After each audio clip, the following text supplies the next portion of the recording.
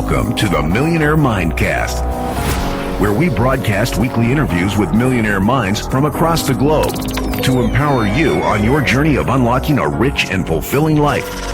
It's time to unleash your millionaire within. Now, here's your host, Matty A.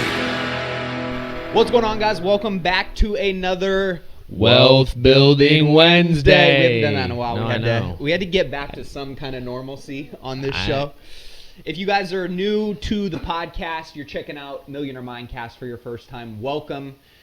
Be sure to hit that subscribe button. If you want to watch this video and see my man Breedwell's face made for radio, you come over to YouTube, hit that subscribe button, drop us a comment below.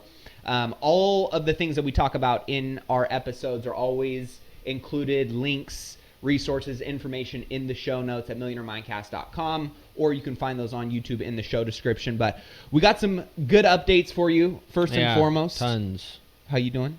Doing well. What about you, man? Bro. It's come to that place now where it's, for me personally, even though we're restricted in many ways, it's back to business.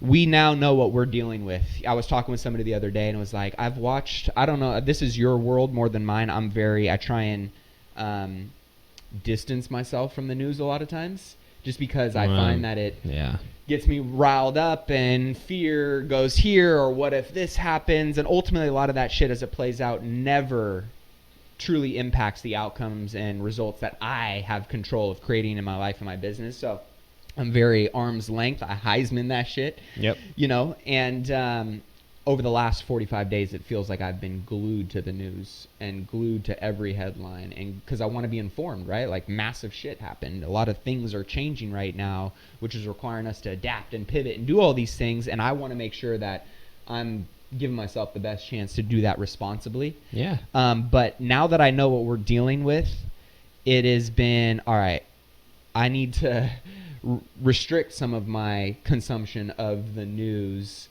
knowing that I got what I need. I got what I need on the tool belt now to go out and execute and do what I need to do.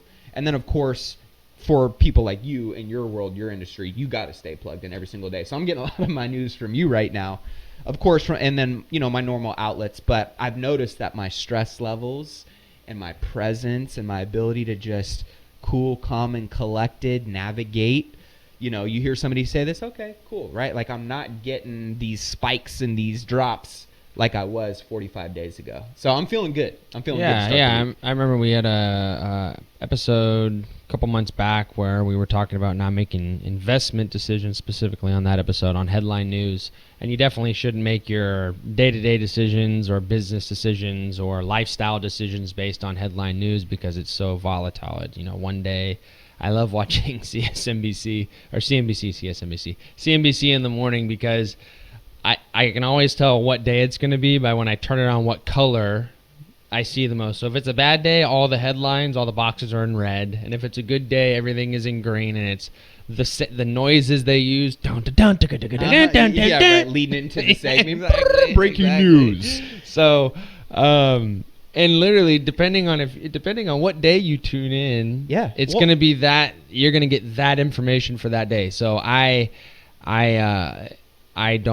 like to watch the news to some degree to see what's being talked about because that gives me an idea of what people are going to ask me about or what people are interested in because that's what most people get their information from, the news. Yep. But yeah, no, it's never a good idea to make your day in and day out decisions based on the news because it's almost like somebody who has no idea who you are telling you general information and you making your personalized, unique decisions off their... It doesn't work that way. It doesn't make any sense. Well, and let's be honest, like, the news is a private profit-making entity. Owned by like 4 conglomerates. Right? That's so why all the news is the same. They are there to entertain you, serve you fear, right? Dish up clickbait. Exactly what they think they need, not what you need, what they need to get what they want as a result. And so being very careful, being more cautious of that right now. But, you know, of course, the news it's a leading indicator, just like the stock market is often a leading indicator, a tangible indicator of where things are going, where people's heads are at as we are right now, and as most likely what we're talking about going to be in the near future. And so there's a lot of stuff going on right now. Of course, each and every Wednesday, we talk about updates, what's going on in the market, how that's impacting, obviously, your wealth investments if you're in stocks, as well as how that's going to trickle into other sectors and industries, specifically real estate. So we're going to dig into that today. If you haven't hit us up yet, be sure to text in at 844-447-1555 or head over to go.millionairemindcast.com, enter our monthly contest and giveaway.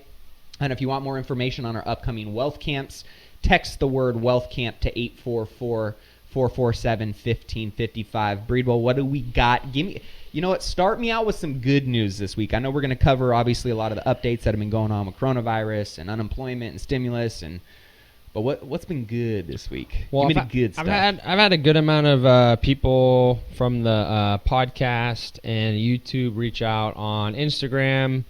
A lot of current listeners, a lot of old listeners, a lot of new listeners, and a lot of you were listening to me over the prior month, and a lot of you had set up some stock portfolios. I remember I had one guy, I'll say his first name just in case he's listening, Tom. I know that he put a significant amount of money into the market, had me build him a stock portfolio, and he's up like 26%.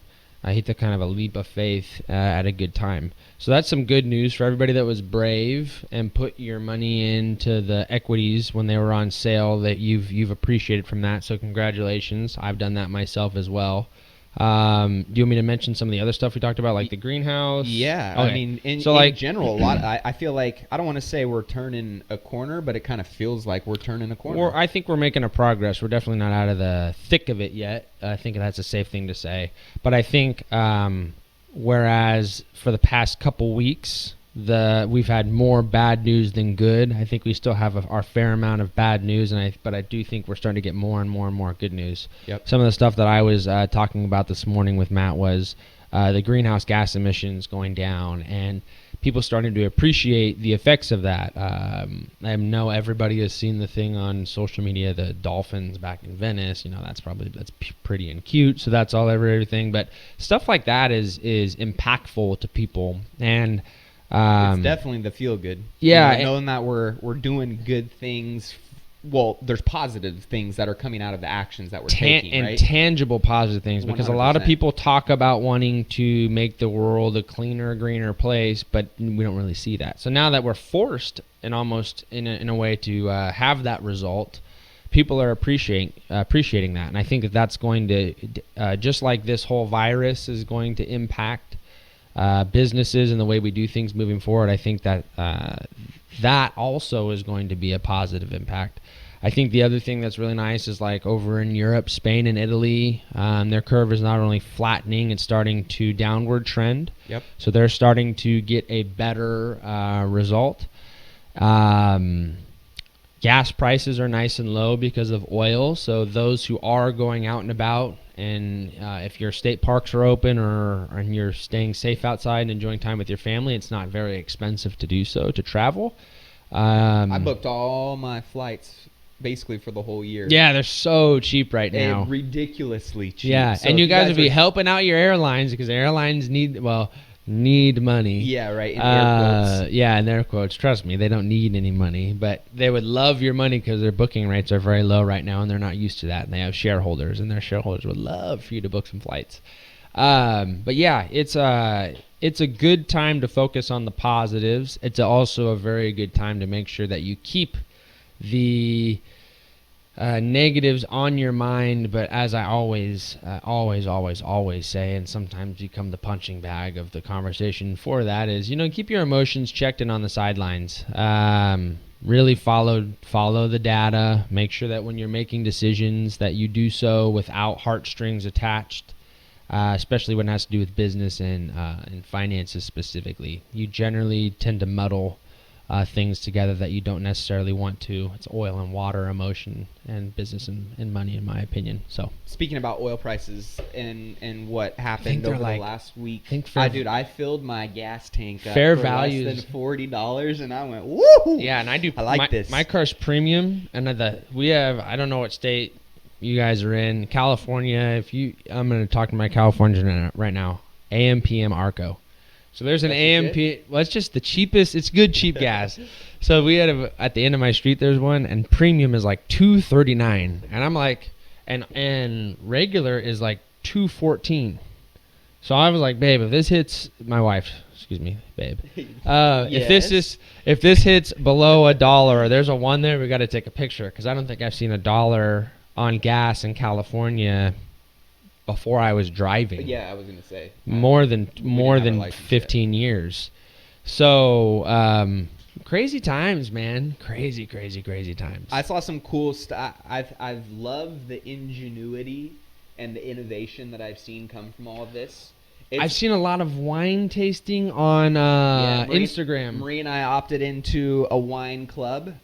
We just saw yesterday that, and it's a wine tasting wine club, like how they kind of set it up differently and how you taste in-house and then go through certain kind of videos and things like that. But I saw Ashton Kutcher and Mila Kunis they partnered up with a local winery that did quarantine wine, and all the proceeds 100% went to like 10 different charities that they vetted out. They sold out within like 30 minutes. You just see a lot of people starting to do some creative stuff, be generous, give back. Shake Shack, right? On the PPP, they got what, $10 million, and gave all of that money back because they felt there were other companies and businesses that needed it. Like things like that, I just think.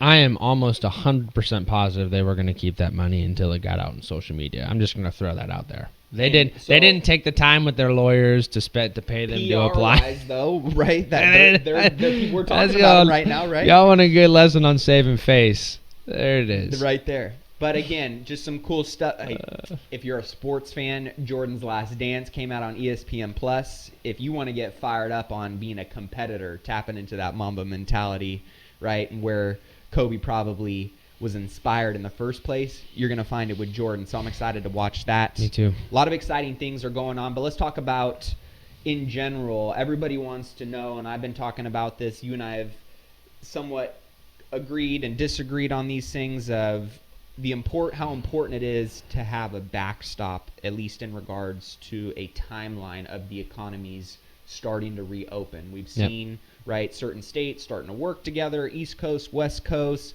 Trump saying, I have the authority, taking it back. I don't have the authority. We're giving it back to the governors, right? And now a lot of the governors are starting to come up and come out with their own narrative on when they're going to start to see things reopen. So we had unemployment, just to recap real quick, numbers post at about 22 million this last week, which is crazy to think about. I know they're going to start talking. We're going to dig into this a little bit on Congress trying to pass another stimulus plan. They're talking about $450 billion. That would also include more money for hospitals, small businesses. They're big on, obviously, testing being a big part of how this is going to tie into the reopening of local economies and states, things along those lines. PPP loans have been somewhat of a nightmare for a lot of people. We'll get into mortgage forbearances, but what are you seeing in regards to, let's just talk about the market real quick. What is the market telling us? Is the market, artificially inflated? Should we be confident in what the market is telling us? Seeing some of the retracement from the big drops, what are you feeling and seeing over the last week? So I don't think the market is artificially inflated. There's no doubt that the Fed is injecting cash into it. That is nothing artificial about that. So it's should we be concerned though that? No, I wouldn't be concerned about that. I mean, I would be concerned if they weren't. That would be really, I think I mentioned this to you earlier, but put it this way, here we are now with what's gone on so far, and you can have your own story, but here we are. Imagine if we were here today and the Fed did not put trillions and trillions of dollars into the U.S. economy. I just want you guys to wrap your brain around that. And I think that people are jumping onto the wrong side of the narrative of, is this artificially inflated? Is this that? Is this this? This is the government stepping up and saying that they're going to protect their people and the consumer, and to the best of their ability, with some faults along the way, the businesses. And although they always tend to favor medium, large, and mega size businesses, because those are the ones that make the most money and have the most employees. I'm not agreeing with that, though. I'm just saying that's how they are. I think that we're going to see, again, as I have been saying, more and more light at the end of the tunnel the longer that this goes on. Because even though the market does keep having pullbacks, the pullbacks are 1% to 2% where they were 3 to 4 to 5 to 6% a couple weeks ago. And the push-ups or the follow-throughs are consistently stronger at 3 to 4%. So we're still seeing the responses and the reactions to data that continues to get reported and coming out. Yep. But we're also seeing more confidence based on the reportings and the trends that we're ultimately seeing, right?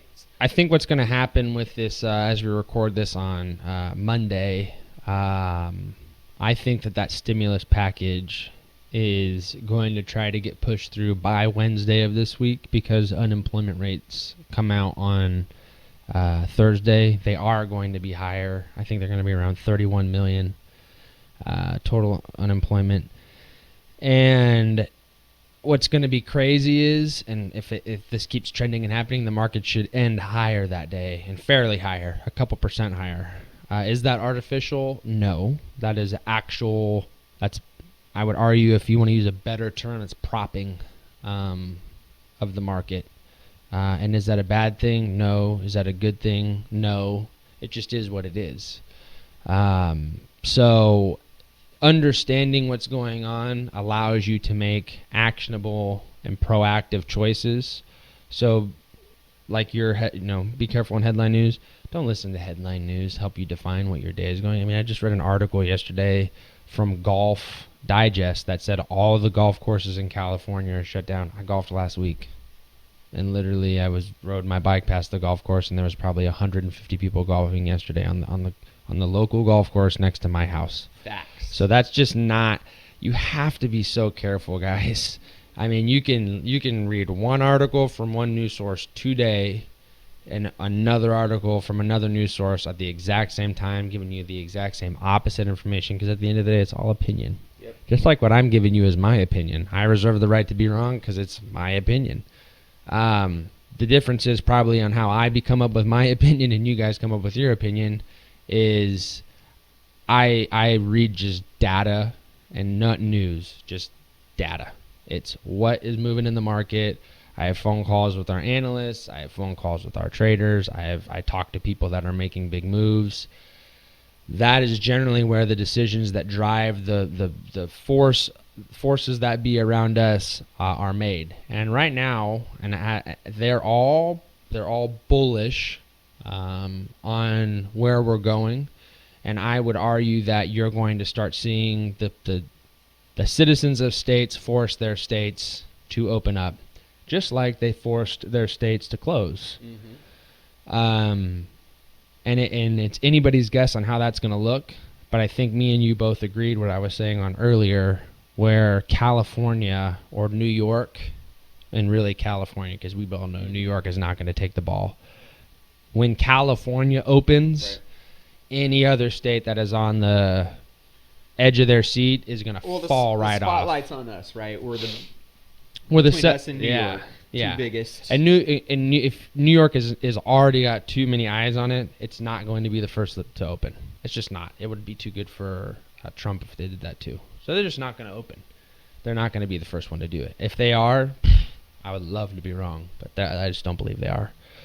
So they're going to do it in phases, right? They're talking about doing these things in phases. Yeah. I don't think we're going to be like other states. Like when we open, I don't think we're going to just be like, hey, we're open for business. That's not a California thing to do. It's going to be a concession. It's going to be like, we don't want to open, but we need to open. So let's open in phases so that we can think that we got ours and people can get back to work. How that's going to look, I have no idea. I've never seen anything that looks like this to model off of it. But as I was saying, like weeks ago when the market was, crashing and crashing, I was like, hey, this may be a good time to go up, because when the market goes down this fast, it has to kind of come back up that fast, even though that doesn't make any sense. Here we are today, and it did that. So was that the bottom of the market? Bottom of the market was on the 23rd of March. Yeah. And you don't think we're going to see that third drop like we've seen in past cycles? I said that we should. Yep. Were you wrong? Well, no. Here's the thing. What I said was we should. Was Breedwell wrong? We got a guest in the studio today. Lenny's here. Lenny's over here. Lenny made a road trip. You would never. No, I haven't. No, he admits what I said was, I said we should see a third leg down. The thing that we have never had, though, is the Fed with their gloves on like this. So I don't know if we will. If we didn't have the Fed, I think we already would have seen it. Because, like, we had unemployment numbers come out that day, remember? And the market stayed up. But I could see the candles. It was trying to push down, and the volume kept kicking it back up. Yep. So it should have, in my opinion, by now. And I'm not 100% right all the time, like I said. I'm not. I just have been right on this to date. But I feel like we should have had a third leg down if we were going to have one. So let's say that you have to think, that these big investment banks, when they come out, Goldman Sachs, all these big investment banks, when they come out and they publicly write an article that says the bottom of the market is already priced in, do you know that would cost them so much money? It would make your head spin if they were wrong on that, and they would lose a lot of their investor base if they were wrong. I mean, that sticking their neck out like that, a $1 trillion investment company to stick massive confidence you just loss. can't just do that frivolously. So you're seeing more and more and more of that. And again, that's like the effect of when states start to open up, you'll start to see the follow the crowd effect. Okay, Arizona, Ohio, or Texas did it. Okay, but Nevada's going to do it. Is this a short-term thing, though? Because then you see big companies are, big conglomerates, let's just say, like the IMF saying this is going to lead to the worst depression the that we've IMF ever is seen. The IMF is a joke. Who cares about the Tell me more. IMF? Why? They don't do anything. What do they do? People apply for debt relief from them, and then the United States ends up picking up the tab. Because they turned down a massive amount of countries that were reaching out to them over this last week that said, we need your help. Yeah, and but they said, sorry. Yeah, and then, so just the IMF, there's like what's that one, the world court system that's supposed to, the Geneva, whatever. Yeah. There's a bunch of that stuff. It doesn't matter, guys. It's all an opinion body. They have money. They make decisions.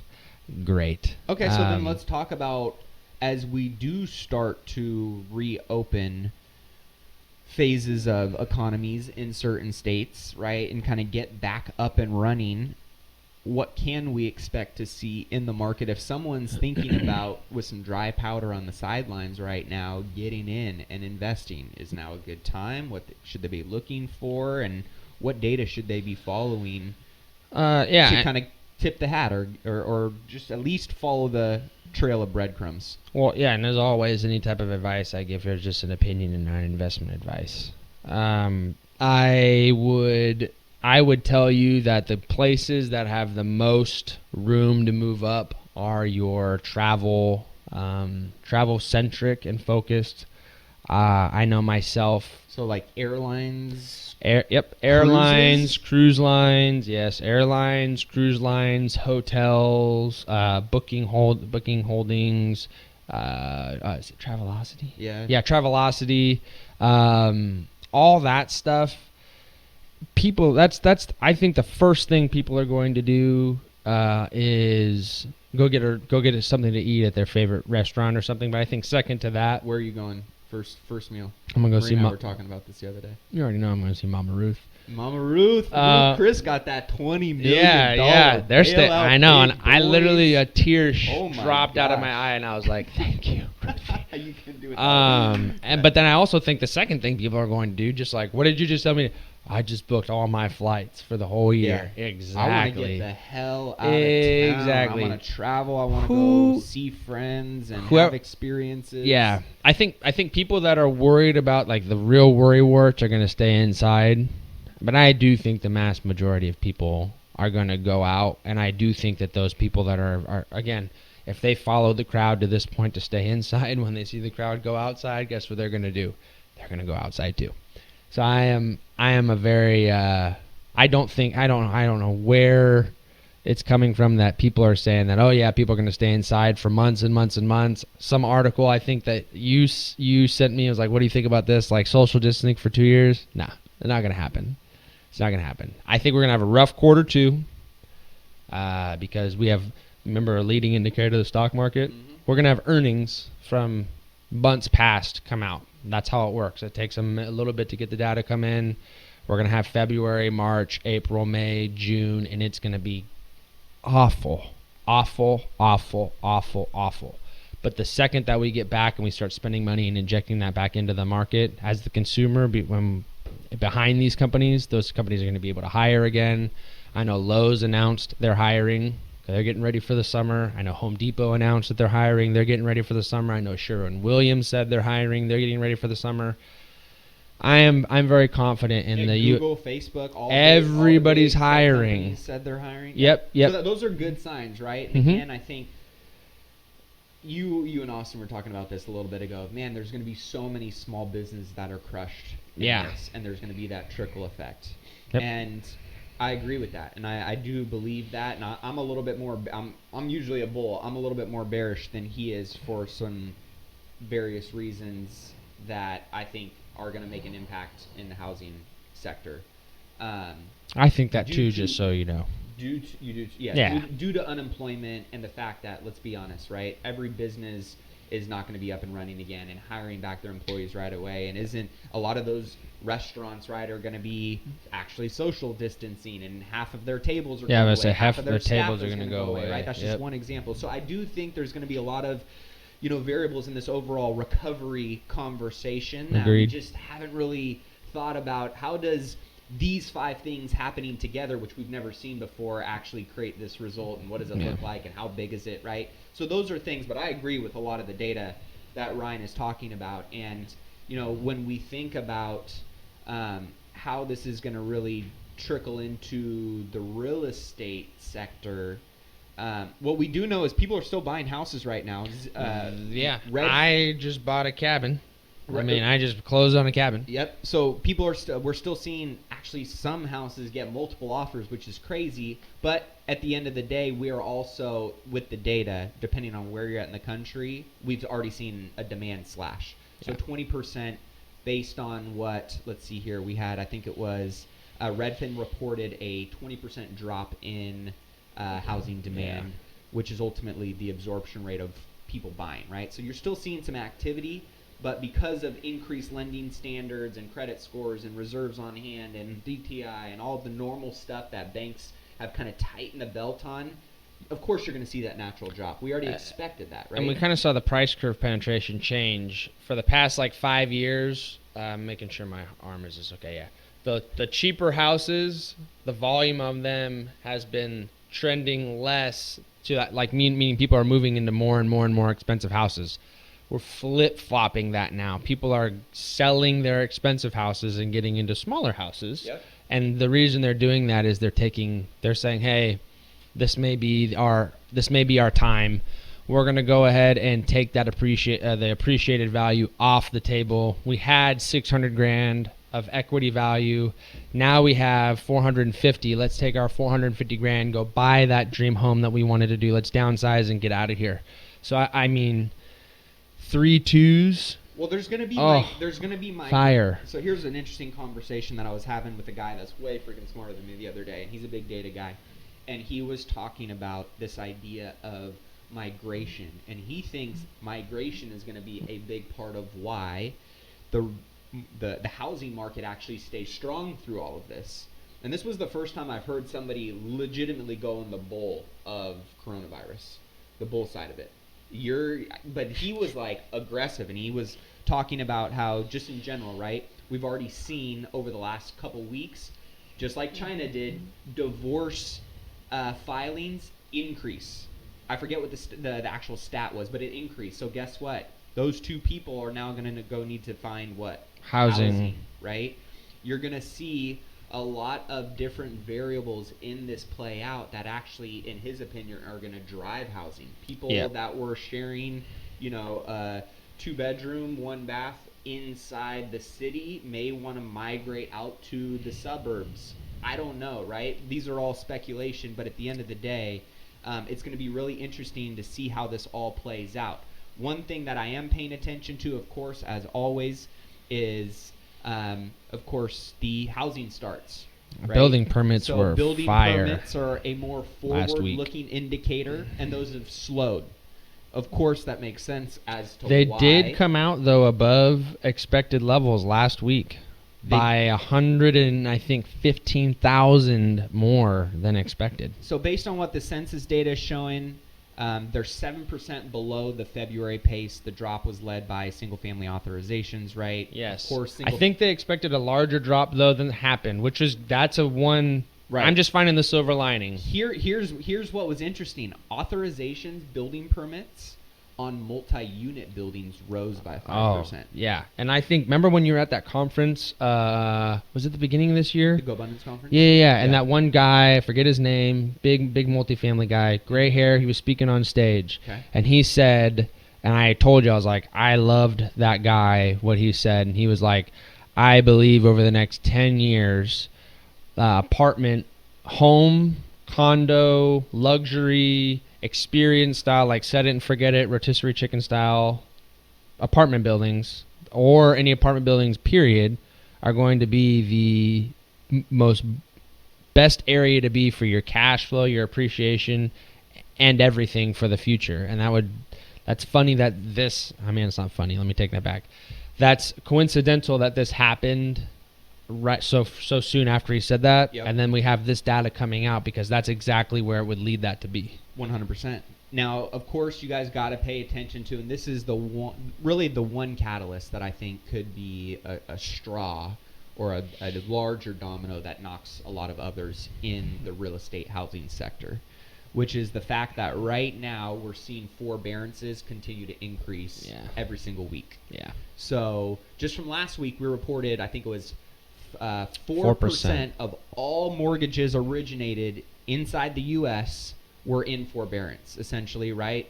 People called up, talked to their lender, hey, I want to get on that 90-day, free, basically, payment plan, and I'm going to pay you in month 4 all of those payments, which still blows my mind that many people are taking advantage of that. And we now see more than 2.9 million mortgages are in forbearance. That's jumped up from 4 to 5.5% of all mortgages in the U.S., according to a new report by Black Knight. So about 22 million Americans have filed for unemployment in the last 4 weeks, right? We're seeing, of course, COVID do what it's done in many different sectors. And due to that, with a lot of people losing their job, losing their income, this trickle effect of, well, I'm not going to pay my rent, or I'm not going to pay my mortgage. Well, I'm not going to pay the bank. Now what? Right? So now there is this vacuum that is slowly starting to happen, that in month 4, when that switch gets turned on to full blast, the people that weren't responsible, didn't have the right amount of reserves, didn't account for certain things like this happening, didn't uphold their financial responsibilities, at the end of the day, there are repercussions of that. Yeah. And therefore, we are 100% going to see a little trickle of distress.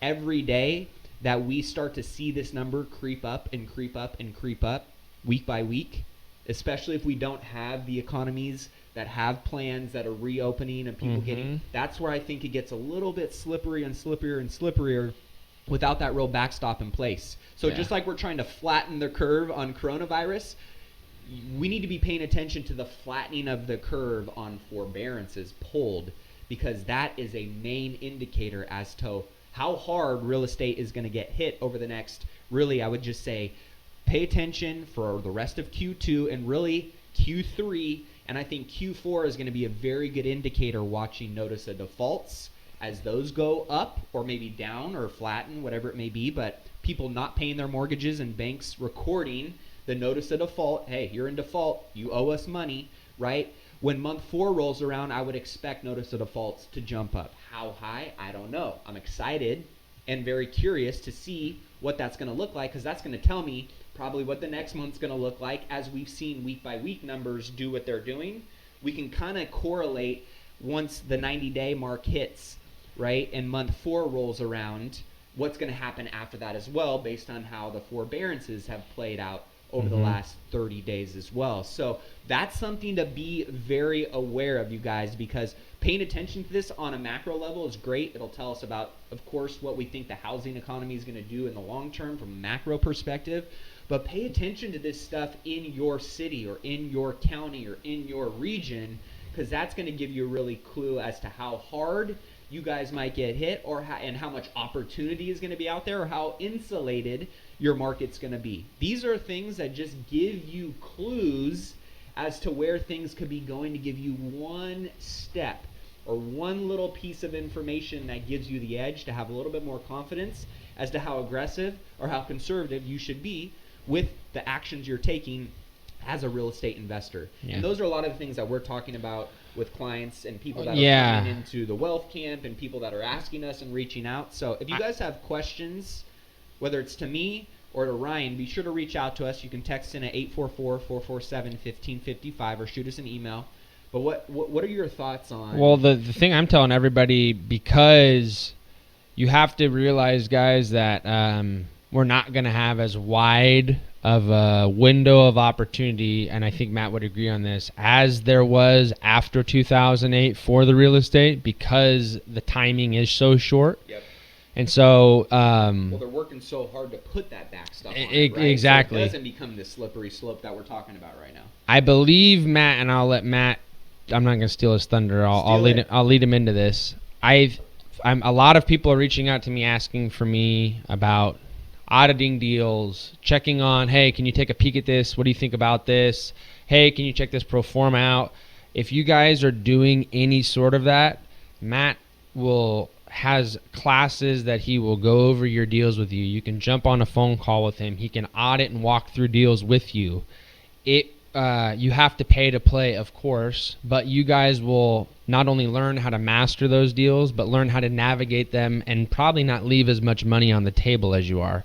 Learn to identify areas that you need to spend time on, because as I am the expert in the investments, the insurance, how to use those accounts to purchase real estate, Matt is the expert on the real estate and how the real estate works. So we will work with you together I will help you use your accounts to purchase or to fund your real estate deals. It's a beautiful synergy. But if I could encourage any of you guys, for the people that have been reaching out to me, reach out directly to Matt and ask him to be a part of that program. It's not super expensive, and the results that I'm getting are our clients are increasing their net worth and cash flow, which then allows them to work more with me as far as, hey, now I have this cash flow and I have this backstop put in.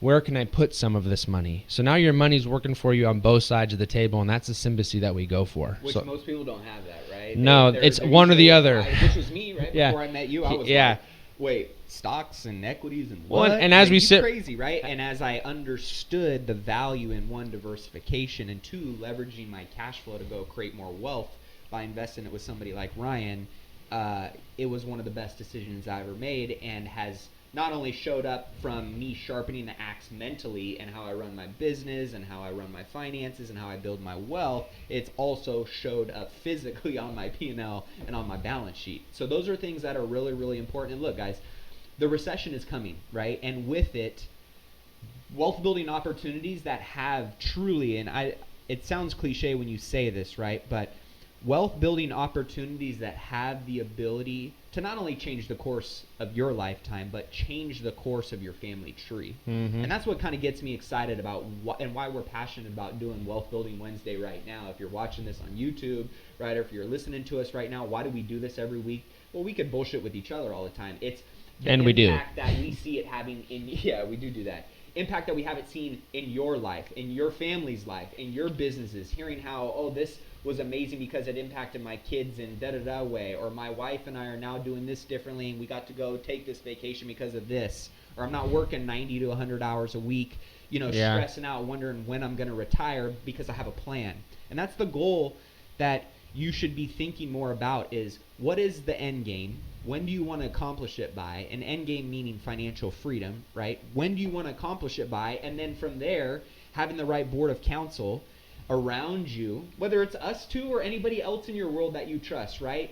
going to those individuals and saying, here's my goal, here's what I want to accomplish, and by this date, what is the best vehicle and strategy and roadmap for me to actually get there? That's where most people, they're clear on somewhat of what their goal is and when they'd like to accomplish it by. They're not even that specific with it. So you could get more specific of, I want $20,000 a month within the next 5 years by doing X, Y, and Z.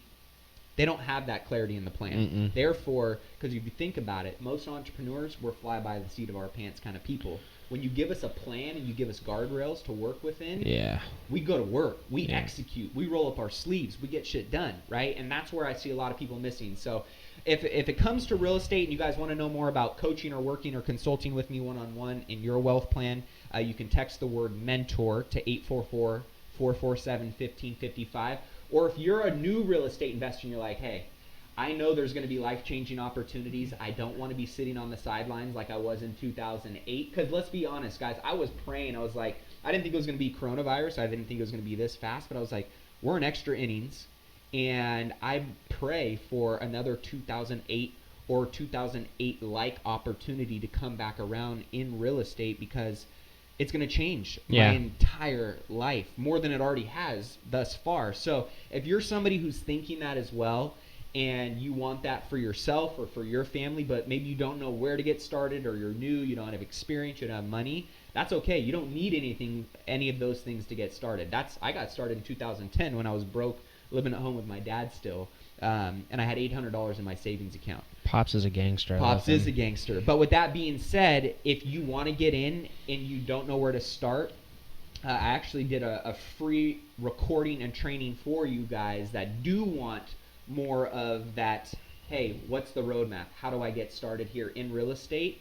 And you can get that by texting the word recession to 844-447-1555. It's a free training for you guys, A to Z, on really the most important things. One, how to capitalize on a recession, and two, just how to find, analyze, and fund those opportunities. Mm-hmm. That's all you need to know when you're first starting out. And I literally broke it down how I did it, and how I'm doing it again in this next recession, and how you guys can easily do it too. So that's free. I wanted to make that available for all of our listeners. You can check that out in the YouTube show description with that link, or just text the word recession to 844-447. So as we wrap up, we're going to obviously be keeping you guys up to date, in the loop on what's going on next. What are your kind of final closing thoughts for this week and moving into the next week, of what you think is going to be important, what we should be paying attention to, and what you actually think might happen over the next week? And anybody that's listening to this who's an investor, if you got cash on the sidelines and you're looking to deploy it and get it working, whether it be in real estate with Matt or with me in the market, please reach out to one of us, because we are, changing lives by making proper and proactive decisions. So don't get into the growth zone. It's a little uncomfortable, it's a little scary, but when you come out on the other side, you'll be better for it. Second, please, again, support your local businesses if you can. Yeah. I bought another $100 cup of coffee the other day. I know that sounds stupid. Where's our man? Robbie. Robbie. Yeah. And anything that you can do, if you're getting, like for myself, just so you guys know, I run all my income through an S corporation. So my W-2 is very low. So I got a stimulus check. I got a $1,200 stimulus check.